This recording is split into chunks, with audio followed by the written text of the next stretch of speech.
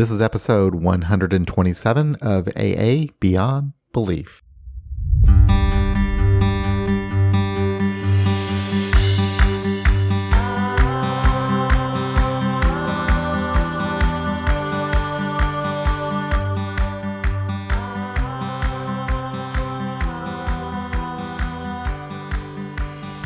Today's episode features a talk by Benn B when he was visiting Kansas City sometime late last summer. He'd came down from Omaha for our secular speaker meeting, which unfortunately stopped meeting. I hope we can start it up again someday. Maybe as our secular AA community grows, it'll happen. We'll be able to sustain a speaker meeting again, but for now, it's defunct. At any rate, in this talk that Ben gave, it goes really well with an article that we're posting by LifeJ today. LifeJ's article, AA and What Really Works, is very similar to what Ben is talking about here. Like Ben, LifeJ concludes that what's really working in AA is the connection made between one alcoholic sharing their story with another. People might think it's God, people might think it's something supernatural, but when you really get down to it, it's probably us talking to each other. Anyway, before we begin Ben's talk, let me say some thank yous. Thank you to Glenna R. from Sharon, Ontario, and PJ from Sydney, Australia for their generous donations of $100 each. Thanks also for the many small recurring donations we receive, either from PayPal or Patreon. I can't tell you how much it means to all of us at AA Beyond Belief that you think enough of our site and podcast to help with the cost of creating and posting this content. Thank you also to Megan F. and Judy A. for your recent emails. It's always nice to hear from someone out there who listens to the podcast. Nothing motivates me more than to get a nice note from someone who's been helped in some way by some episode they've heard on the AA Beyond Belief podcast. Also, thank you to Steve K. from Manchester, United Kingdom. I appreciate your patience with me as I've been getting your book ready as a PDF file. Steve was kind enough to allow us to post chapters of his book, The 12-Step Philosophy of Alcoholics Anonymous, Interpretation by Steve K., on our site, and to post the entire book in PDF format. It'll be completely free for you to read. We're posting a review of the book today. It's actually something that I wrote some time ago that Steve used as the foreword to his book. And that was quite an honor. I've never before written a foreword to a book. So having written that for his book, I couldn't think of a book I would rather write a foreword to. It's a wonderful, wonderful honor to have been able to do that. I need to have him back on the podcast sometime. It's been a while since I've chatted with him. It'd be nice to have him back on again and see what he's up to. Speaking of podcast episodes, we've got plenty of episodes recorded and ready for editing and posting. Some of these we've recorded some time ago. Dave from Toronto, Douglas from Kansas City, Barbara from Delaware, Ben and I, of course, talking about another movie, and Angela B., who's done such a great job going through the steps with me. We'll also be recording a podcast with one of the founders of the first known secular Al-Anon meeting that just started meeting in Boise, Idaho. Soon enough, there'll be another secular Al-Anon meeting in Lawrence, Kansas, and I'd like to have those people on our podcast once they get their meeting going. I think that'd be a lot of fun. So I'm staying pretty busy with podcasting, that's for sure, and I do enjoy it. So I'll keep at it. Now back to Benn B., who came all the way from Omaha to attend our little meeting in Kansas City. He's been a great friend. We've recorded a number of podcasts together, and I hope we do some more. In this short talk, Ben says a lot. He goes through his story briefly and then talks about some of the positive and negative experiences he's had in AA. His background as a therapist always gives him some interesting insight into the program. His talk was well received, and we actually recorded the discussion of his talk, but the sound quality wasn't good enough to post with this podcast. So here you go, Benn B. at the Kansas City Secular AA Speaker Meeting. My plan here is to talk a little bit about how things were before I started drinking, and then talk about my drinking history and my experience in AA. And I hope I don't go on too long about any of those things, and I'll cut myself off if I have to. But for me, it's been important to look at the hows and the whys. I know that's not the case for everybody, but it's helped me greatly. After I got sober, I went back and trained as a drug and alcohol counselor, so I've got experience doing that and believe greatly in the power of therapy, but also still have a firm belief in the idea that AA is a great place and a great thing for people who want to recover. I was youngest in my family, and my dad was an alcoholic. My mom, highly anxious person. My parents were older when they had me, and I think they were just done. I was the last one. They were ready to be done having kids. And we had a tragedy in our two tragedies in our family. I had a sister who passed away right after I was born, and I had a brother who passed away right before I was born. So the family I was born into was much different than the family that everybody before me experienced. This is all in hindsight, right, looking at this. But I can imagine how tough that was on my parents to go through those tragedies. And then here you've got this newborn that you've got to help nurture into the world. I'm sure it was extremely tough for them. Growing up, I felt like I never really got a whole lot of direction. Now, this is all going to sound very blamey, right? We got to take our own ownership, but this is kind of what I've learned. And I was always kind of looking for a sense of direction. And I think that's what first led me into taking my first drink. I wanted validation from people, my peers, and I do think there's definitely a genetic component to this. And when I took that first drink, I think I had 3 or 4 drinks that night, and I threw up like crazy off 3 or 4 drinks. And John and I have talked about this before, and I don't remember thinking once like, oh my gosh, I'm never doing that again. I thought like, I need to learn how to do this better because I really liked how I felt drunk. Through high school, it wasn't an issue, but I always desperately looked forward to the next time I was going to be able to legitimately drink. So yeah, and then in college, it definitely got worse, and I started having blackouts. And as we know, those are one of the early signs. And all the stuff that happens where I would wake up in my car in a parking lot of an apartment complex and not know why I was there, and then kind of put all the pieces together later and be like, oh yeah, I was really drunk. And I just decided I needed to pull over and go to sleep. Waking up on people's couches, and figuring out that I fell asleep for passed out for the last 2 hours of the party. As the person on the couch, that if that would have been the thing, I would have had marker drawn all over me at that time. So kind of those early signs, but when you're hanging out with people who do the exact same things that you do, I think I was normalizing my behavior by hanging out with people who did the same things I did. Yep, absolutely. Yeah, so in all that time, I was just searching for the sense of purpose and direction. I was kind of like a rudderless ship. I was just always, just didn't have direction. And that never changed for me until I quit drinking. Like I said, my dad was an alcoholic too.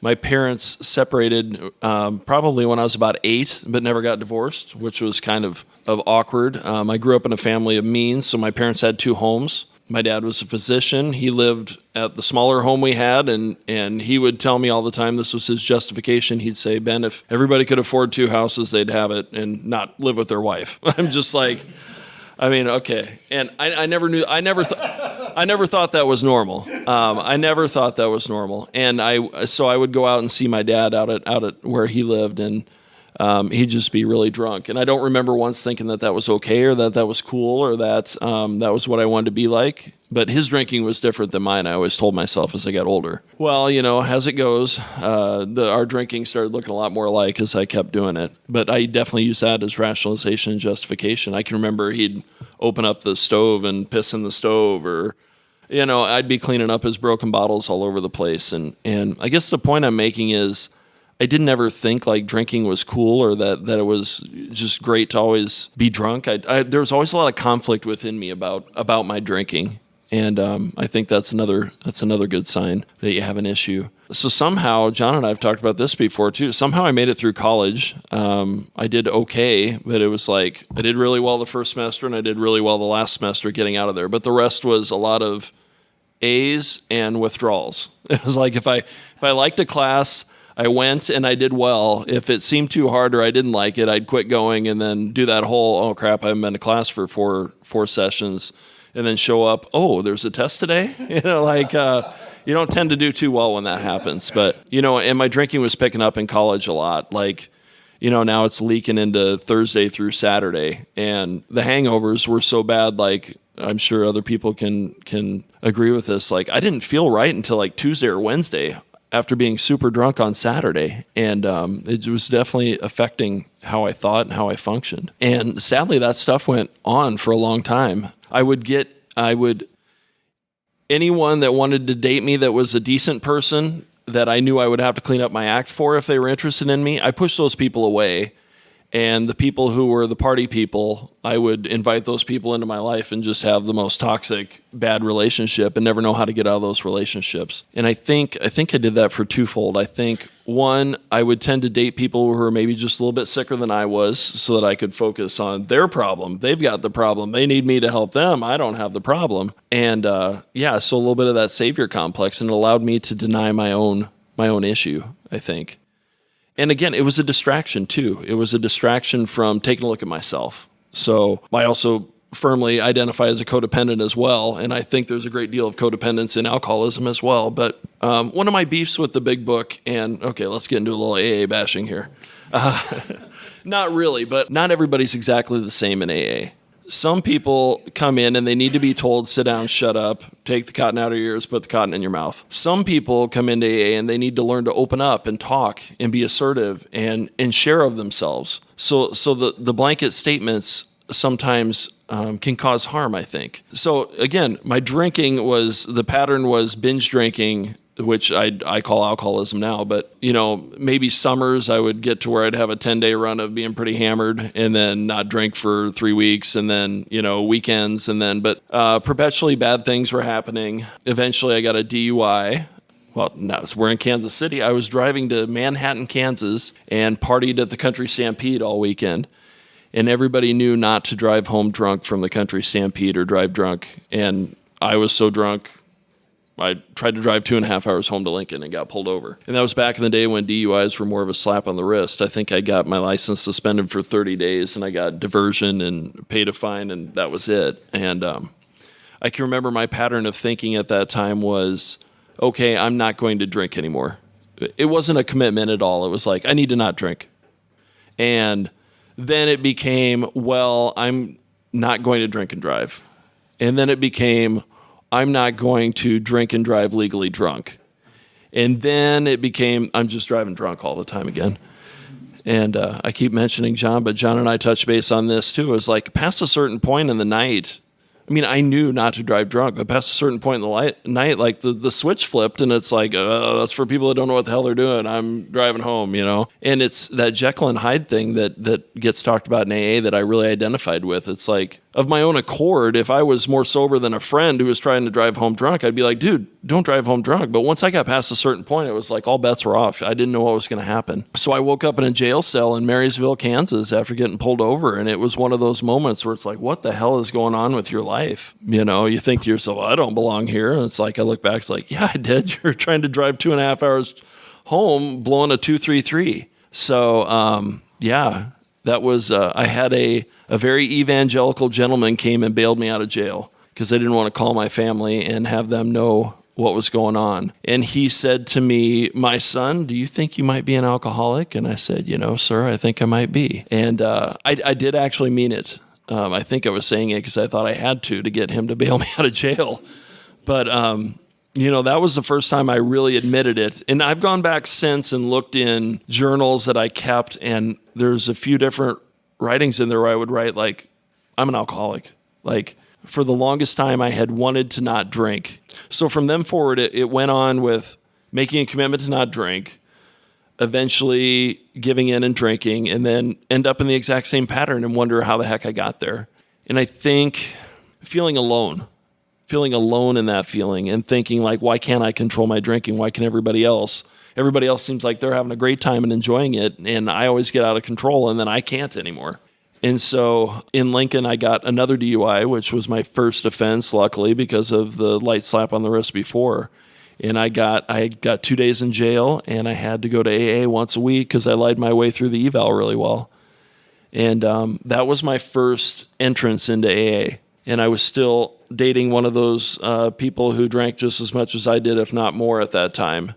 And how I stayed sober through that, I have no idea. But yeah, so I walked into my first AA meeting, and, we hear people say I knew I was home or stuff like that. Like, I don't know if I felt exactly that right away, but I had to come every week, and I did once a week. And then that became more often than that, even though I only had to come once a week. And I think instead of feeling alone, I felt like there were other people that had been feeling the same way I had been feeling all those years about their drinking. And I just had never talked to anybody else about it.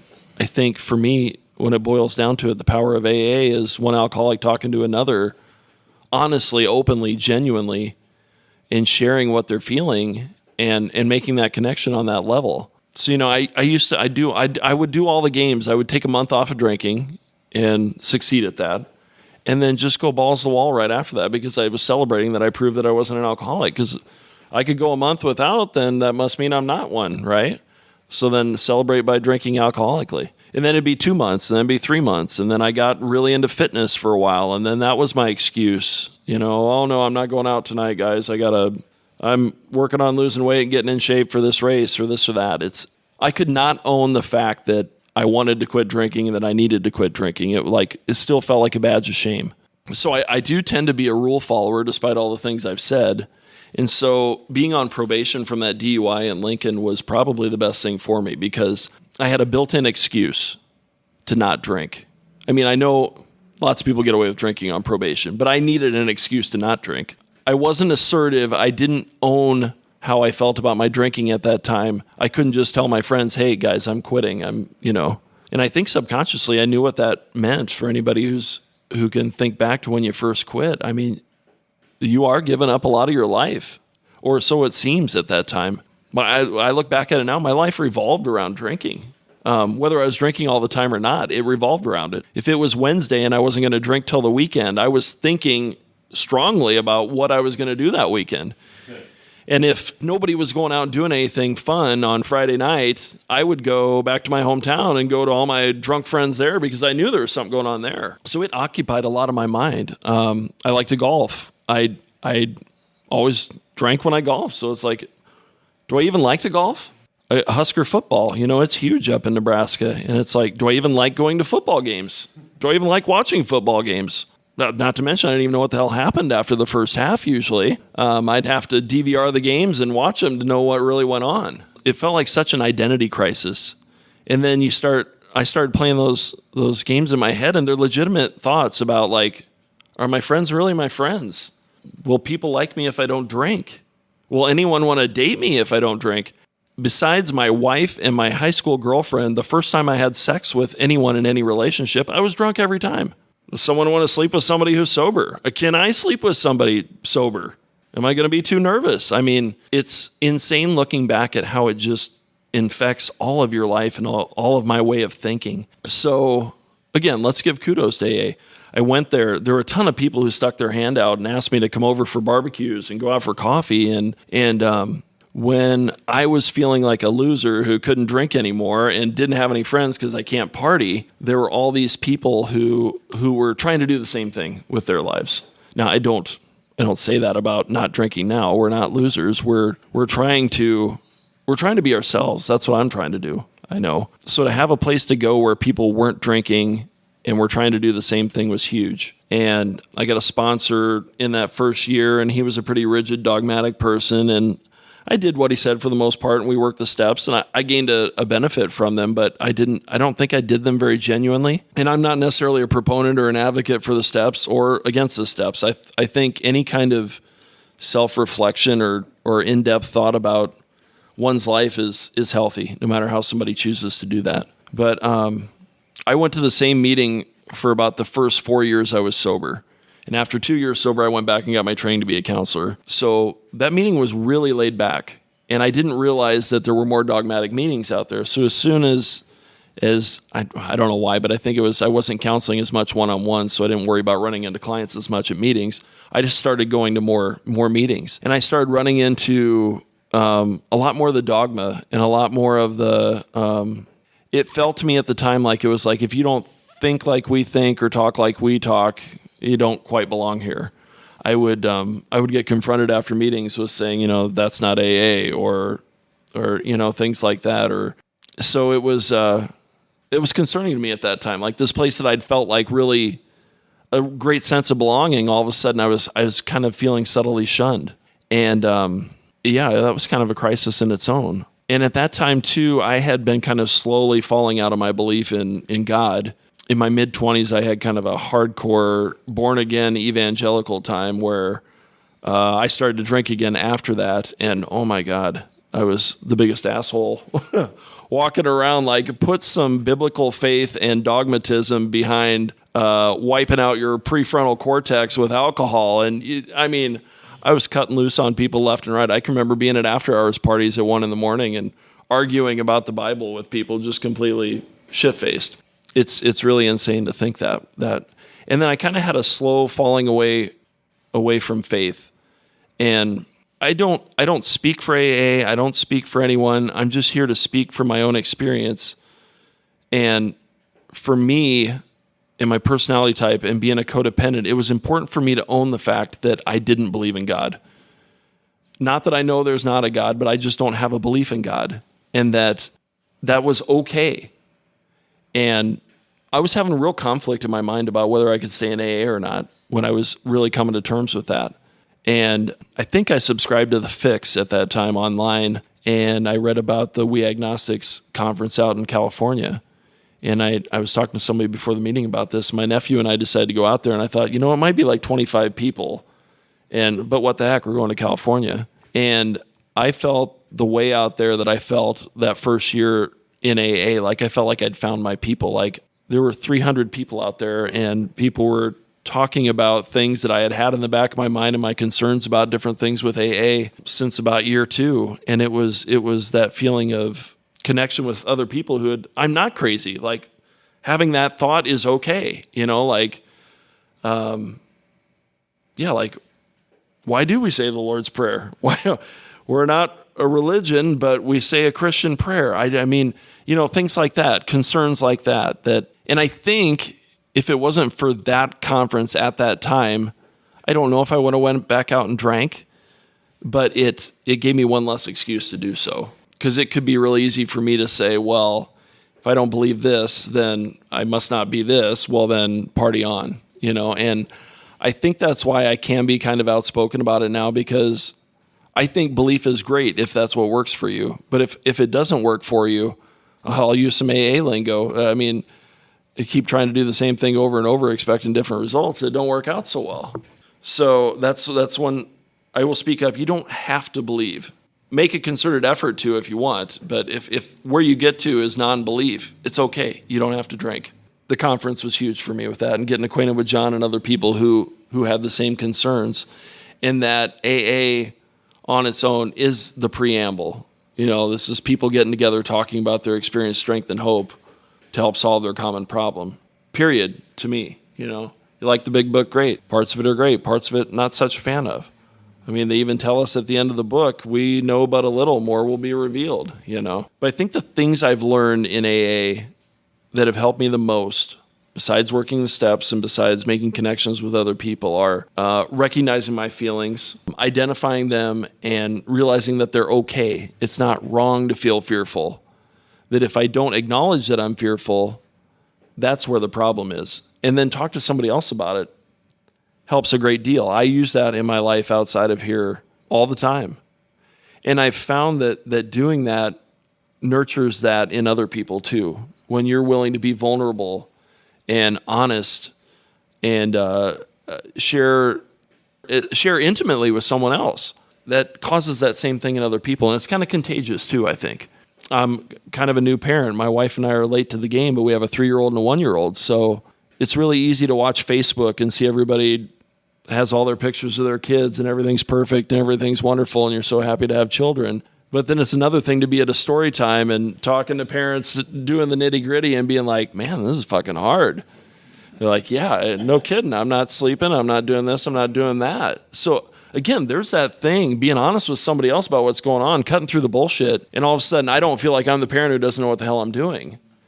I don't feel like I'm the only person who thinks, what the fuck did I have children for every once in a while?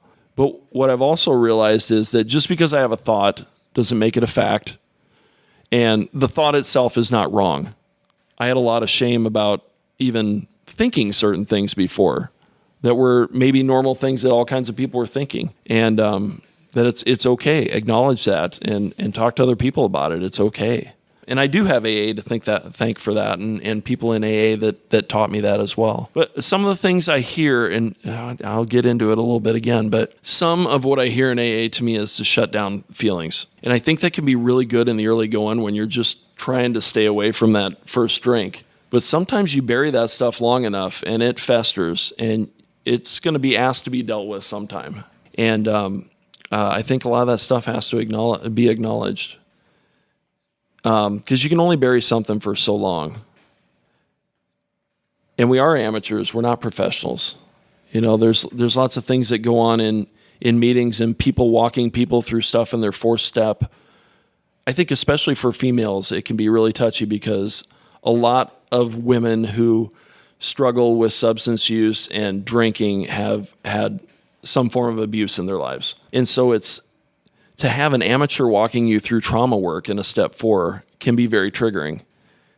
And I can remember, this is after I did all my counseling and stuff like that, and learning about all this. We blame the victims sometimes in AA. Well, they wouldn't get honest in their 4th step, or they did their 4th step, but they didn't do it thoroughly enough, and then they went out and drank.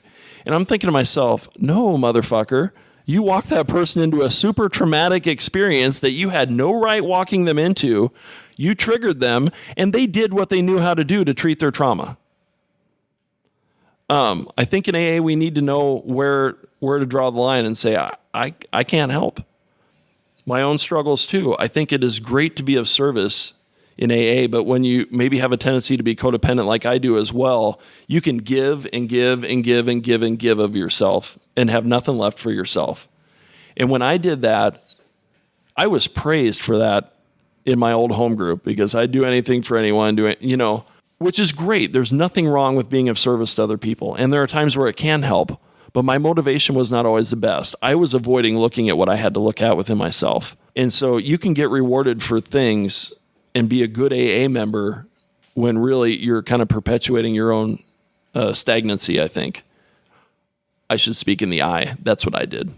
So again, there are lots of great things in AA, but there's some things I need to be aware of too and keep mindful of. It's not perfect. And it's never going to be. It's made up of very fallible human beings like all of us here who we're just trying to figure this out. And this most recent stretch of my sobriety has been interesting because we have 2 little kids, as I said, and I don't go to meetings as much anymore. And the first meeting I went to when I went up to Omaha, somebody really hammered on the big book and hammered on, if you haven't had a spiritual experience and you don't believe in God, then you're not recovered and you haven't done it right and all this stuff. Well, I spoke up, and I didn't make it personal, but I just shared my own experience, and I said it's not a requirement. And man, I've got 12 years sobriety. It would have been 11 at that time, and I had like 10 different people come up to me after the meeting and say, "I hope that works out for you. You'll get it one of these years. Keep coming back," and that kind of thing. And I just thought, I don't know if I belong here anymore, is what I was thinking to myself at that time. But again, I've got my online connections. I've got my secular meeting in Omaha that I touch base with. And, I don't have to let that be an excuse to leave. I have as just much a right to be here as anybody. Nobody has the exclusivity clause on being the best AA member there is. And again, yeah, it's been... People will say, "Well, where have you been?" I'm being of service to my family. I'm raising 2 kids. I'm a stay-at-home dad right now. I have business I have to run as well. And to me, my recovery right now and my being of service is to my family. I have to find time to take care of myself too. But it's I found that recovery looks different at different times in our lives. And there's going to be a time where my kids get a little bit older. I'm going to be able to go to meetings more often than once a month or once every 2 weeks. But right now, that's where I'm at. And I talk to people a lot. John and I are always talking on Messenger or texting. And that's important for me to do. I need to touch base with people who know what's going on with me. Oh my gosh, I've spoken way too long already. Well, that was not very organized. I had a nice little outline here, but I did not follow it very well. But... just to summarize, I just hope that everybody stays engaged and finds what works for them. Because what works for me might not work for you, might not work for you, might not work for you. But I do think we have to be honest and we have to give it a shot. And through that experience and just keeping at it, I've found that we do find what works for us. And just keep talking to each other and keep connecting is what has been important to me. Anyhow, I want to thank you guys again for having me up here. It's very important for me to be able to share this and be of service in this way and connect with other people who are trying to do the deal. And so I appreciate it. Thank you guys very much.